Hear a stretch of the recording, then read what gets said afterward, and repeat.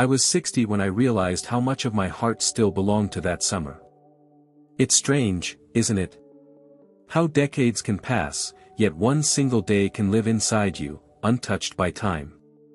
The world has changed 1,000 times since then, people, places, even the smell of the air, but that memory, it's still alive, just as vivid as it was when I was 23. Back then, I thought I had all the time in the world. I was young, restless, and a bit lost. The kind of man who carried dreams but didn't know where to plant them. My father used to say that youth is wasted on the young, and I didn't understand what he meant, until that summer. It was 1987. I remember the way the light hit the sea that morning, golden and almost unreal.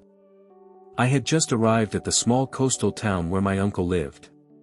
He owned a tiny record store near the pier, and I was supposed to help him for a few weeks while figuring out what to do with my life.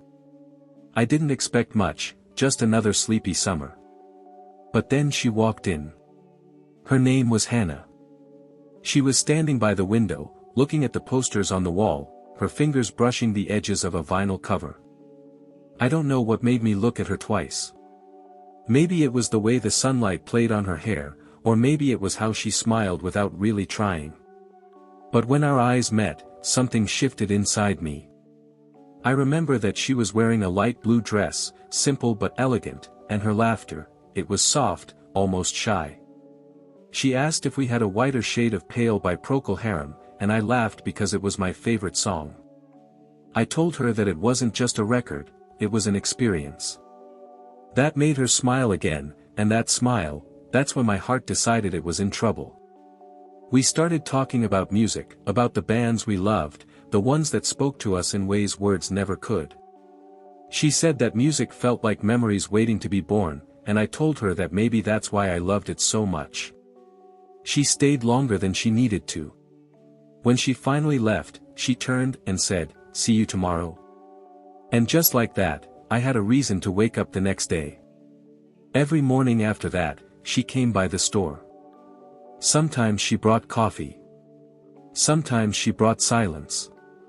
We didn't always talk, sometimes we just listened, to the record spinning softly in the background, to the sound of waves outside, to the quietness that only made her presence louder.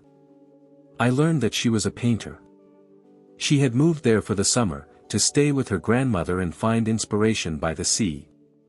She said she painted emotions, not things. I didn't understand that at first, but later I would.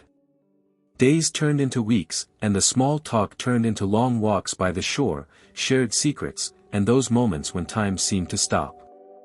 I remember the smell of salt in her hair, the way her eyes caught the fading light, and how her hands trembled slightly when she talked about her dreams. She wanted to travel. Paris, Rome, maybe Seoul. She said the world was too big to stay in one place. I, on the other hand, was terrified of leaving. I had never even been on a plane. But with her, everything felt possible.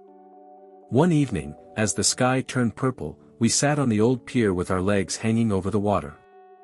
She looked at me and said, "Do you ever wonder if we'll remember this in the future?" I laughed and told her, how could I ever forget? But I didn't know that the universe had already written a different ending for us. That night, she told me she would be leaving soon. Her grandmother had fallen ill, and her family wanted her back in the city.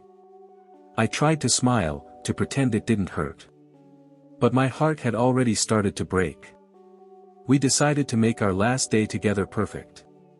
No tears, no sadness, just memories.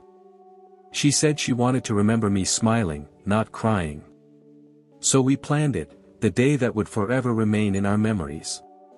We woke up early, before the sun.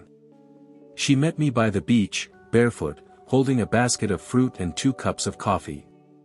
The world was still asleep, and for a while, it felt like we were the only 2 people left. We walked for hours, through the dunes, the small alleys of the town, and back to the record store. We played every song that had meant something to us. Careless Whisper. Every Breath You Take. Time after time. She laughed, said we were hopelessly sentimental. I said she was the reason those songs existed. When the afternoon came, we sat by the sea again. She was quiet. I think we both knew that no words could hold that moment long enough.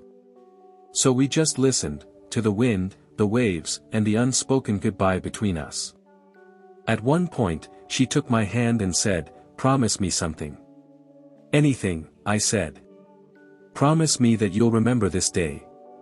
Even when everything else fades, promise you'll keep this." I nodded. I didn't know then that she was asking me to carry a piece of her forever. When the sun began to set, she kissed me.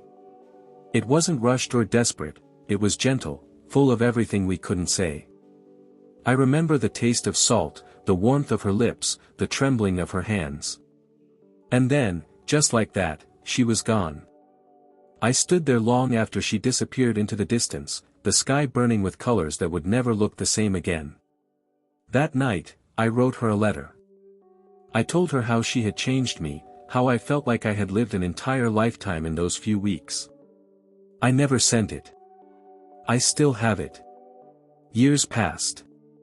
The record store closed. The pier was rebuilt. The world moved on, but that summer stayed. Sometimes, when I hear that old song, "A Whiter Shade of Pale," I can still see her, standing by the window, smiling like time never touched her. And maybe that's what love really is. Not possession, not forever, but a moment so pure that it becomes eternal in memory. 37 years passed before I saw her again. And even after all that time, when I heard her voice that afternoon, I felt the same pull in my chest, the same warmth that once lived in the air of that small coastal town. It was autumn. I had moved back to that same region after retiring. Life had slowed down in ways I never expected, and I found comfort in the silence of simple things, the sea, the smell of coffee, the sound of vinyl spinning on my old turntable. I often wondered what had become of her. Not with sadness, but with that quiet curiosity you have for a dream that once felt too real. One day, I went to a small art exhibition in the city. The gallery was filled with soft music and the faint scent of paint and wood. I was there because a friend insisted. He said there was a local artist whose work reminded him of me. I smiled at the thought. But when I stepped inside and saw the first painting, I froze. It was the sea. The same sea from that summer. The light, the horizon, the pier, it was all there, captured exactly as I remembered. And in the corner, barely visible, was a small figure of a young man, sitting with his back turned, staring at the waves. I didn't need to see the signature. I already knew. Hannah. I whispered her name like it was a prayer that had waited too long to be said. I stood there for a long time, unable to move. My heart felt heavy and light all at once. How many times had I replayed that summer in my mind? And now, here it was, painted, framed, alive. Then I heard her voice behind me. "I never thought you'd still recognize it." I turned around. There she was. Her hair was shorter now, touched with silver, and her eyes, they still had that quiet glow that once made the world around her disappear. For a moment, neither of us spoke.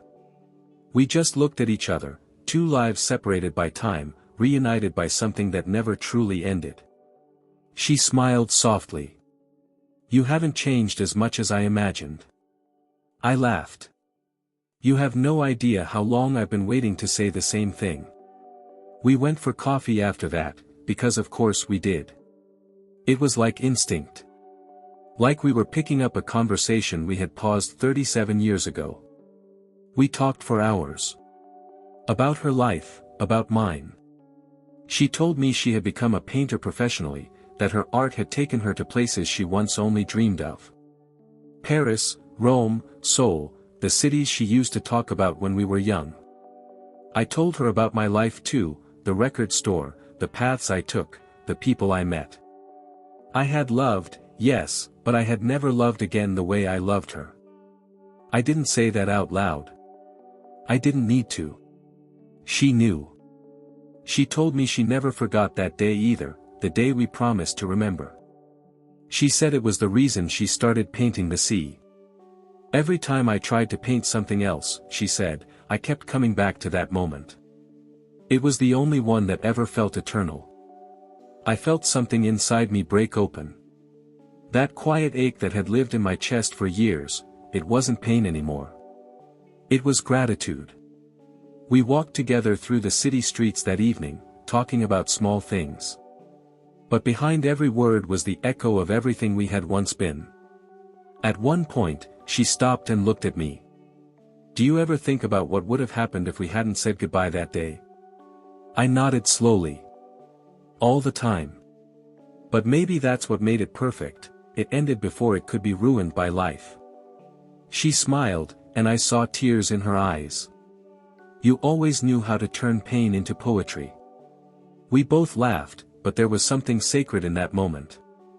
Before we parted, she invited me to her studio. Come tomorrow, she said. There's something I want to show you. The next morning, I went.